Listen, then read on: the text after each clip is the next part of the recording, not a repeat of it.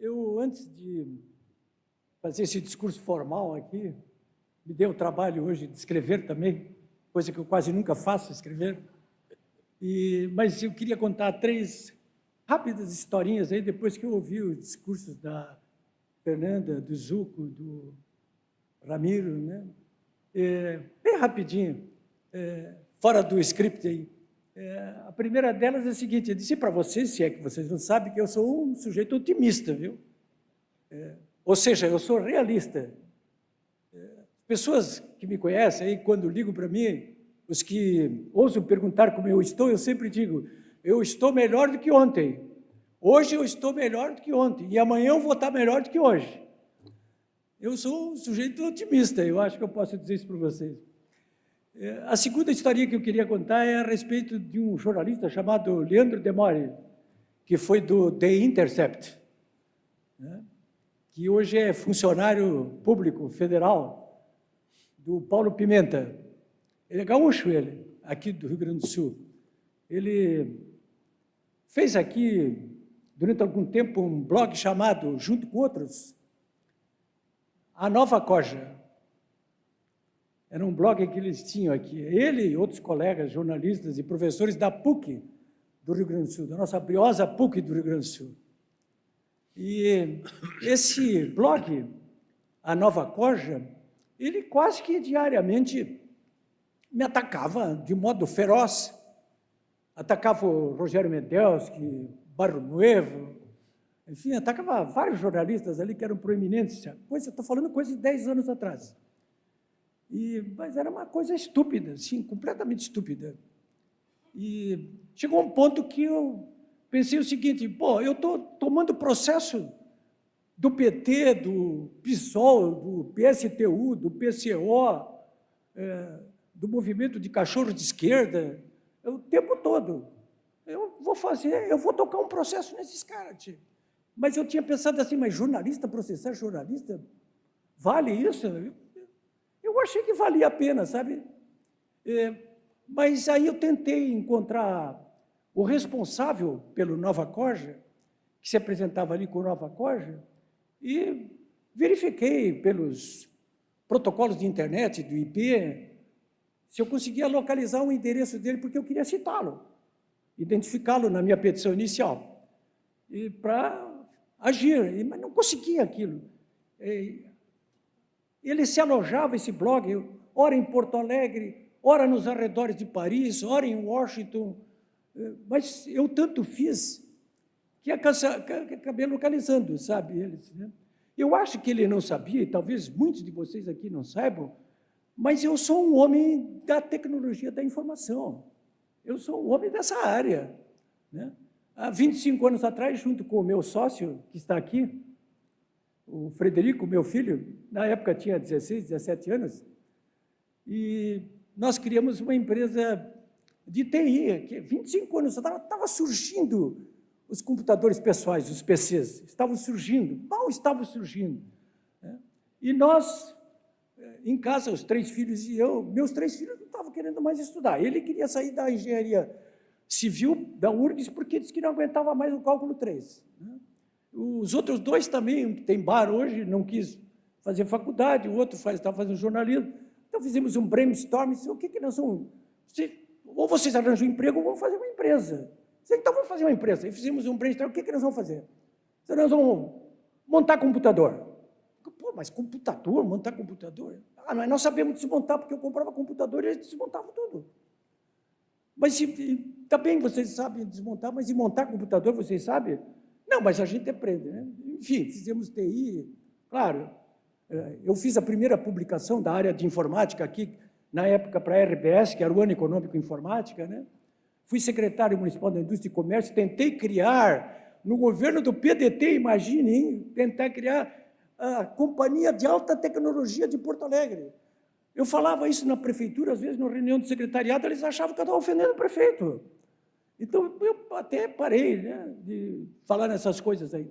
Bom, então, voltando à Nova Corja, eu acabei localizando o endereço do responsável, né? Essa é uma historinha que vale a pena, porque eu entrei em contato com um amigo meu, publicitário, e disse para ele assim: você tem alguém aí, segurança, tipo porta, assim, daqueles grandalhão, feio, mal encarado. Ah, eu tenho. Eu digo, então manda ele falar comigo. Eu disse, olha, você não vai fazer bobagem, hein? Eu digo, não vou fazer bobagem. Ele foi lá falar comigo e disse, o que você quer, Políbio? Eu digo, olha, é o seguinte, olha, eu comprei esse buquê de lírios aqui e gostaria que tu entregasse na casa daquele jornalista ali no Bonfim. Entrega lá, vai lá e diz para ele que fui eu que mandei isso aqui. Aí ele disse, bom, e se ele perguntar, por que você está mandando? Responde para ele, diz que talvez um dia ele precise. Entendeu? Ele foi lá e ele não estava, mas a mãe dele estava. E a mãe perguntou, para que é isso aí? Ele disse, não, para o seu filho, talvez um dia ele precise. E foi embora, né, com aquela cara feia, largou ali. Bom, o resultado é o seguinte, encurtando a história, naquela mesma noite ele registrou um boletim de ocorrência contra mim, justo, dizendo que eu tinha ameaçado ele de morte. Viajou para São Paulo e até hoje não voltou mais aqui para o Rio Grande do Sul. Está lá até hoje, em São Paulo. Mas eu fiz mais. E eu tenho recomendado isso às pessoas que se sentem muito atingidas de uma maneira incontrolável. Que façam o que eu fiz na mesma época, lá, e que eu continuo fazendo até hoje. Hein? E que é o seguinte, o doutor Joel Cândido, nosso expert em direito eleitoral, meu colega de faculdade de URGS, né, de direito, meus amigos dizem que eu não devo dizer que sou advogado, devo dizer que sou bacharel, né? Mas eu ouço, às vezes, dizer que sou advogado também. Então, o doutor Joel sabe do que eu vou falar, né? O que eu fiz? Eu movi uma interpelação, eu fiz um boletim de ocorrência, depois mandei a cópia para todos eles, os sócios, que eram professores e alunos da PUC. Mandei a cópia para cada um, entregar na casa deles, através do cartório de registros especiais. No dia seguinte, eu movi uma interpelação judicial contra eles. No outro dia, e fiz a mesma coisa, mandei entregar na casa de cada um deles. Porque se tem uma coisa que assusta as pessoas é receber um oficial de justiça na própria casa, com razão ou sem razão. E ninguém tem razão. Sempre tem alguma sem razão. Né? Depois disso, eu movi uma ação civil e uma outra ação penal, criminal contra eles. 4 dias. Né? Na civil, eu pedi que o magistrado que fosse examinar o caso, liminarmente, mandasse fechar a Nova Corja. Ele mandou fechar de imediato a Nova Corja. Até hoje, a Nova Corja está fechada. E esses jornalistas que fizeram a Nova Corja, um deles, o Leandro Demore, eles viraram tudo a velha Corja. Eles não passam de velha Corja, porque essa gente não passa de uma velharia, não merece o menor respeito da nossa parte. E nós temos que enfrentá-los, inclusive, sim, com as armas que muitas vezes eles usam contra nós. Eu não tenho pruridos em relação a isso. Eu acho que, se é um jogo bruto, vamos jogar bruto, sim. Por que não? É isso aí. Bom, olha, eu estou otimista com o que está acontecendo no Brasil hoje, porque eu acho que nunca antes no Brasil como agora nós temos pessoas, personalidades, inclusive representantes, tão fiéis ao legado que receberam das urnas, como os que nós temos agora. Né? Então, aqui o Zuco, o Edenir, o Ramiro, a Fernanda, que só honram os mandatos que receberam. E não são os únicos. A mesma coisa eu digo a respeito dos jornalistas. Não é mais um outro jornalista, não. No começo, há 25 anos atrás, eu achava, a minha mulher pegava e dizia, mas vem cá, você quer ser o soldadinho do passo certo? Hoje nós somos um exército. É só olhar nas redes sociais. E eu não estou falando apenas de jornalistas, não. Eu estou falando dos e das jornalistas, as tias do Zap, as avós do Zap, que estão dominando por completo as redes sociais. A esquerda está imobilizada no canto do ringue, não consegue se movimentar nas redes sociais. E esse é o instrumento mais revolucionário e moderno que existe em termos de comunicação humana. E nós estamos na liderança desse movimento aí, pode ter certeza. Bom, eu vou ser um pouco mais rápido agora no meu discurso formal. Então, saudações, senhor presidente, Edenir Sequim, meu velho amigo. Ano passado o Edenir era presidente da casa e me entregou o título de cidadão de Porto Alegre, né, que muito me honra. O Zuco, os demais membros da mesa, todos aí se sintam cumprimentados, principalmente o meu fraterno amigo Júlio Ribeiro, né, que está aqui, que é outro soldado, enfrentando essa velha corja, né? Enfim, eu não vou citar cada um de vocês aí, porque são todos meus amigos, mas, de qualquer maneira, quero saudá-los. Mas, antes de agradecer a decisão da vereadora Fernanda Bart e desta colenda Câmara, por realizar essa homenagem de hoje, eu quero fazer uma saudação muito especial e um compartilhamento do que me é entregue nesta data. Com esse compartilhamento eu quero fazer com esse heróico e sobrevivente povo de Israel, que agora é novamente atacado de uma maneira traiçoeira, covarde, pelo nazi-terrorismo, desta vez pelas mãos genocidas da facção palestina do Hamas. Compartilho com eles. Viva Israel! Senhores, eu saúdo vocês todos. Eu tinha escrito aqui os meus familiares, mas só estou com dois familiares. O Frederico, meu filho, tenho 3, está aqui sentado, aqui na segunda fila, atrás da Fernanda, e o Júnior, que é meu sobrinho lá de Floripa, aliás, meu afilhado também, né? Então, quero saudar, né, todos vocês, meus amigos aqui. Eu não posso citar, né? Mas vou citar o Aire Ceruti aqui, que foi meu sócio, me tolerou durante quase 20 anos na editora Intermédio aqui, e por ele eu saúdo todos os demais amigos que estão presentes aqui, que muito me honram, né? Eu sei que vocês todos me conhecem. Também quero saudar a minha esposa, a Raquel. Ela não está aqui, ela não estava se sentindo bem hoje em casa, ficou em casa, né? Os meus outros 2 filhos, o Pedro, que é do Beer Market, eu vivo fazendo propaganda do Beer Market aí para... Quem não bebe, eu estou sempre forçando, vai lá beber, o tio Júlio vai lá dia 22, né? E o Polibinho, que eu chamo, que é o Polibio, que é o mais velho, que é jornalista também. Polibio. Saúde todos eles aí, minhas noras, meus 5 netos, né? Bom, na verdade, esses familiares são os meus mais próximos e certamente os mais queridos companheiros diários nessa minha jornada pela vida, da qual, sinceramente, eu não tenho nada do que me arrepender até hoje. Nem quando eu errei, eu não tenho de que me arrepender. A gente erra para depois acertar, né? Você aprende. Eu aprendo todos os dias com os meus erros e com os meus acertos. Um amigo meu, o publicitário Valdir Leff, não está aqui agora, ele, a respeito da minha atuação como jornalista, ele costuma dizer que a Fernanda falou em coragem, né? Você é corajoso. Ele disse que eu não sou corajoso, não. Eu acho que realmente não é o melhor termo. Ele usa a palavra destemido, né? Eu gosto de destemido, né?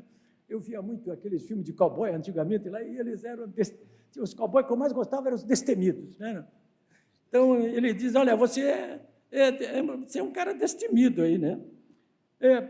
Eu acho que sim, como jornalista e até como animal político, que eu continuo sendo no sentido aristotélico, sim, um animal político, né? E é assim que eu me vejo. E eu não consigo renunciar dessa trajetória que eu sigo em busca da verdade dos fatos. Eu busco a verdade dos fatos, sempre busquei a verdade dos fatos. E da apresentação da verdade dos fatos. Não é só buscar os fatos, não. Isso muito jornalista faz. A atividade jornalística é buscar a verdade dos fatos, mas nem todos apresentam os fatos que encontraram a verdade. Não consegue. Ou não consegue porque o dono do jornal não deixou, ou ele mesmo se intimida e não quer mostrar os fatos, né? Bom, eu nunca evitei o contraditório diante dos que mentem descaradamente, alinham-se fisiologicamente, consentem covardemente ou são usados como inocentes úteis por serem ignorantes de pai e mãe.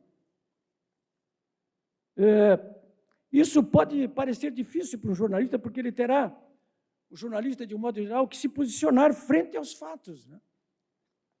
Respondendo a essas perguntas básicas de qualquer jornalismo início de profissão, aí, né, tem que responder. Se responder essas perguntas, aliás, não vale só para jornalista, vale para o político, para qualquer um.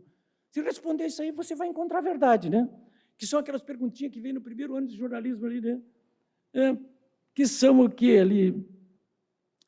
Quem, como, por quê, quando, onde. É simples assim. O resultado sempre será a descoberta da verdade. Eu quero lembrar aqui o que me disse o ex-reitor e cientista político Francisco Ferraz, quando eu estava num dos embates jornalísticos dos quais participei ao longo da minha vida e que eu narro no meu livro Cabo de Guerra.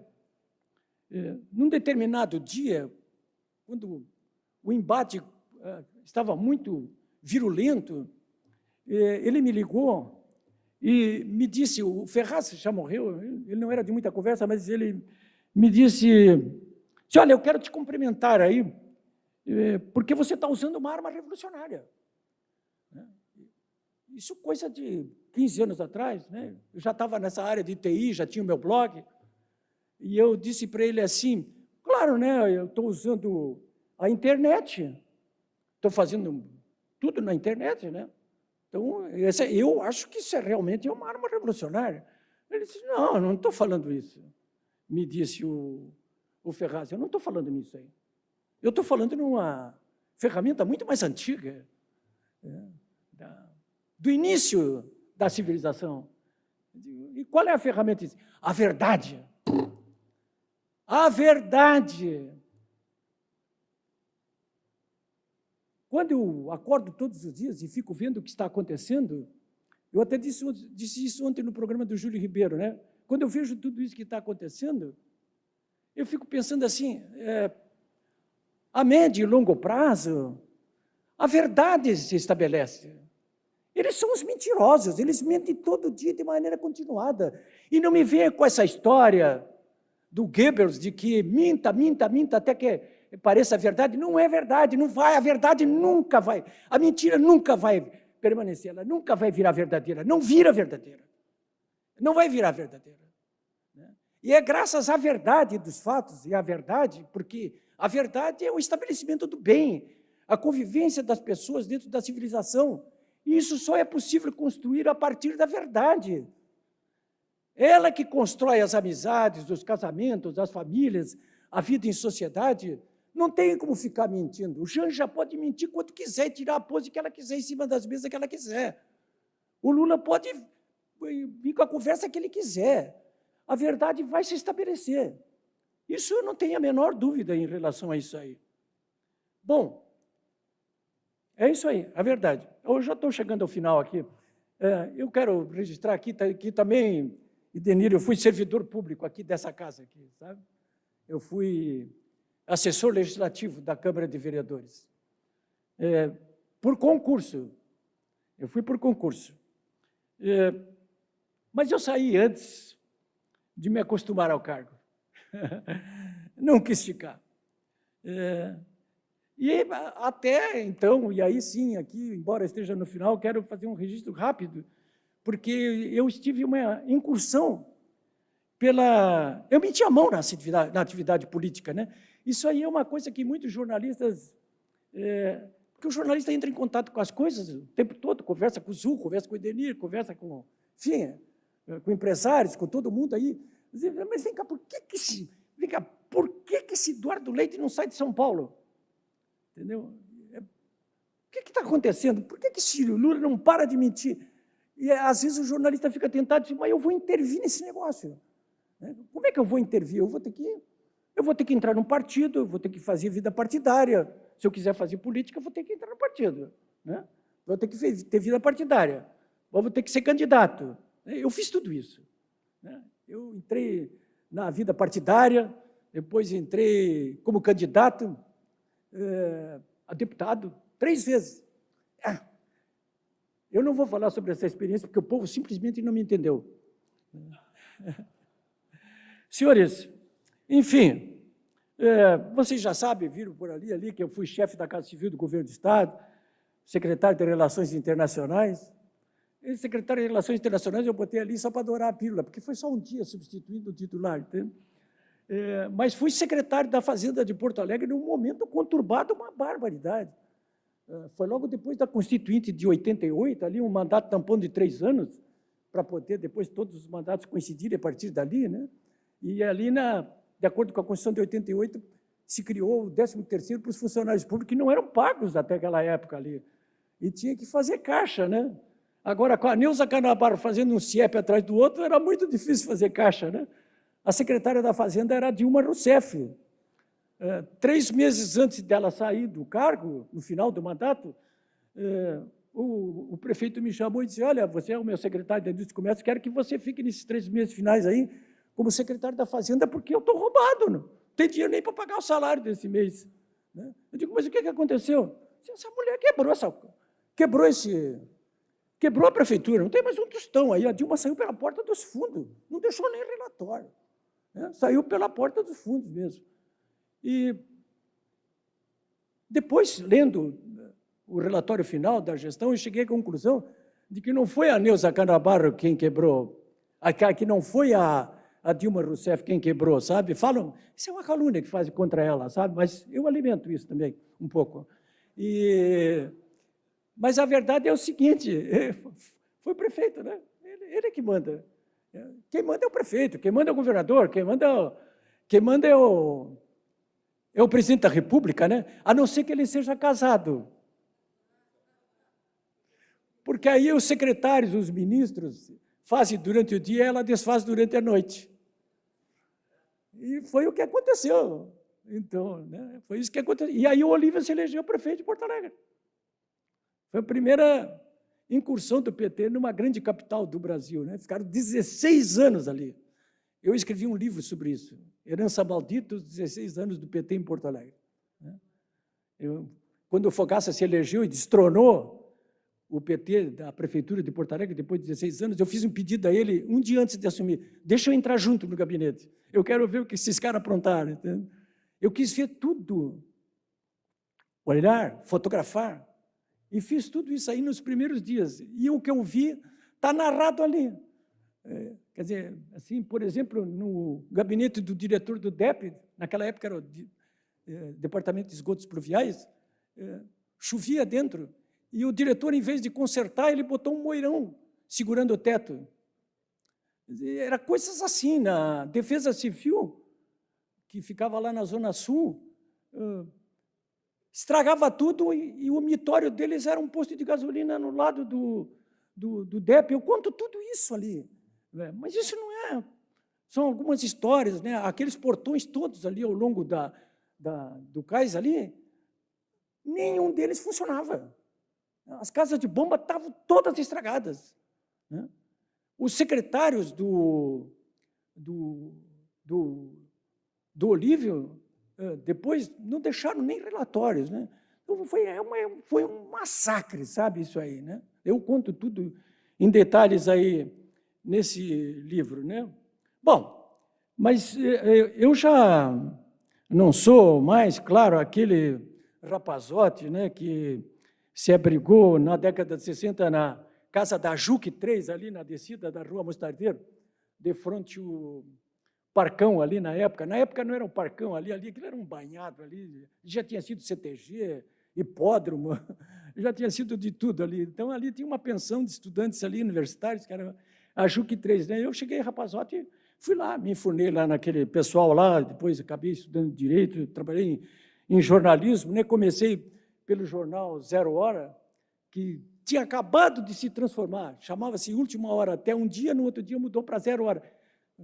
Tem lógica, né? Até um dia era Última Hora, no outro dia virou Zero Hora. Até um dia era contra o governo militar, no outro dia passou a ser a favor do governo militar, né? São esses saltos que a RBS costuma dar e dos quais não se privou até hoje, continua dando, né?